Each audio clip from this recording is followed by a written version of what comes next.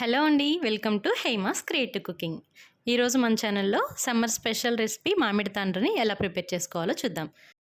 ముందుగా ఈ ఛానల్ ఎవరైనా ఫస్ట్ టైం చూస్తున్నట్లయితే ప్లీజ్ ఛానల్ని సబ్స్క్రైబ్ చేసుకొని పక్కనే ఉన్న బెల్ ఐకాన్ని క్లిక్ చేసి ఆల్ అనే బటన్ని ప్రెస్ చేయండి. అలా చేస్తే నేను ఏ వీడియో పోస్ట్ చేసినా మీకు నోటిఫికేషన్ ద్వారా ముందుగా వస్తాయి.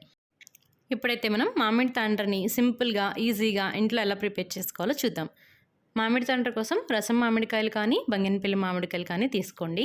రసం మామిడికాయలు అయితే తోలు తీసేసి గుజ్జును సెపరేట్ చేసి ఒక బౌల్లోకి యాడ్ చేసుకోండి. బంగినపల్లి మామిడికాయలు అయినా కూడా పైన తోలు మొత్తాన్ని తీసేసి లోపల పాటుని చిన్న చిన్న ముక్కలుగా కట్ చేసుకొని పక్కన పెట్టుకోవాలి.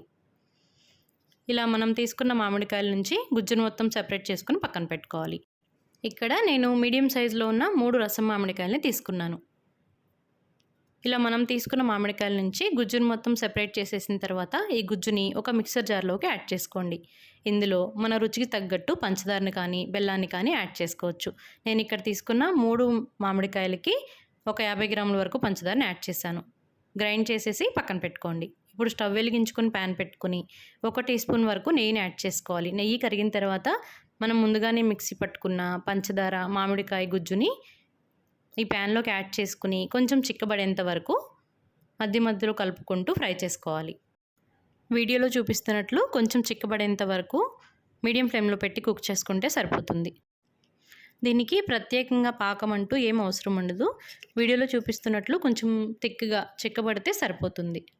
చూసారు కదా, ఇలా కొంచెం చిక్కపడి ఉడుకుతూ ఉన్నప్పుడు స్టవ్ ఆఫ్ చేసేసుకుని పక్కకు దించేసుకోండి.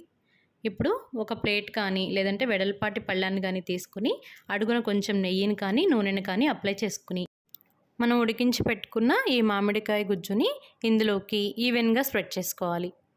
ఒక చోట ఎక్కువ ఒక చోట తక్కువ కాకుండా ఈవెన్గా ఉండేటట్లు స్ప్రెడ్ చేసుకుంటే మనకి మామిడి తాండ్ర అనేది చక్కగా పర్ఫెక్ట్గా వస్తుంది. ఇలా ఈ గుజ్జుని ఈ ప్లేట్లోకి ఈవెన్గా స్ప్రెడ్ చేసుకున్న తర్వాత ఇలా ప్లేట్ని తీసుకెళ్ళిపోయి ఎండలోకి 2 రోజుల పాటు మంచి ఎండలో ఎండపెడితే మనకి తాండ్ర అనేది ఈజీగా వచ్చేస్తుంది. మనం అడుగున నెయ్యిని కానీ నూనెని కానీ అప్లై చేసాం కాబట్టి ఈజీగానే మనం ఈ ప్లేట్ నుంచి రిమూవ్ చేసుకోవచ్చు.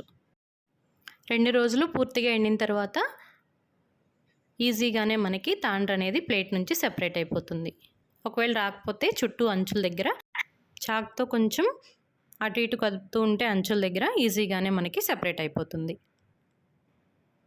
చూసారు కదా, చాలా ఈజీగా మామిడి తాండ్ర అనేది రెడీ అయిపోతుంది. ప్రిజర్వేటివ్స్ ఏమీ లేకుండా హెల్దీగా మనం ఇంట్లోనే మామిడి తాండ్రని ప్రిపేర్ చేసుకోవచ్చు. ఇలా ప్రిపేర్ చేసుకున్న మామిడి తాండ్రని చిన్న చిన్న ముక్కలుగా కానీ లేదంటే మనకి నచ్చిన షేప్స్లో కానీ కట్ చేసుకుని ఒక 8 డబ్బాలో స్టోర్ చేసుకుంటే సంవత్సరం పాటు నిల్వ ఉంటుంది. టేస్ట్ కూడా చాలా బాగుంటుంది. బంగినపల్లి మామిడికాయల కంటే కూడా రసం మామిడికాయలతో చేసిన తాండ్ర టేస్ట్ చాలా బాగుంటుంది. మీరు కూడా ఈ సమ్మర్లో తప్పకుండా ఈ మామిడికాయ తాండ్రని ప్రిపేర్ చేసి ఎలా వచ్చిందో, టేస్ట్ నచ్చిందో లేదో నాతో కామెంట్ సెక్షన్లో షేర్ చేసుకోండి. ఈ వీడియో కనుక మీకు నచ్చినట్లయితే వీడియోని లైక్ చేసి షేర్ చేయండి. అలాగే మన ఛానల్ని సబ్స్క్రైబ్ చేసుకోండి. Thank you for watching.